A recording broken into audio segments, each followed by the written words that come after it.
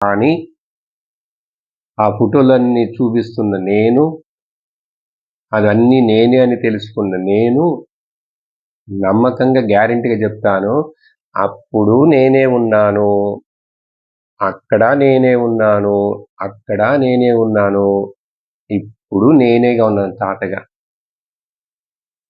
మరి ఇన్ని మార్పులు వచ్చినప్పుడు ఆ ఉన్నదనేటువంటి భావన మాత్రం మారలేదు చూసారా?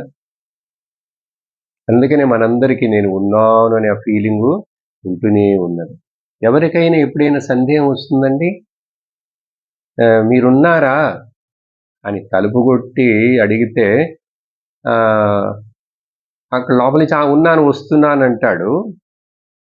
కానీ నిజంగా మనకు అడిగితే మీరు ఉన్నారని మీకు ఎట్లా తెలుసు? ఏంటి ఆ పిచ్చి క్వశ్చన్?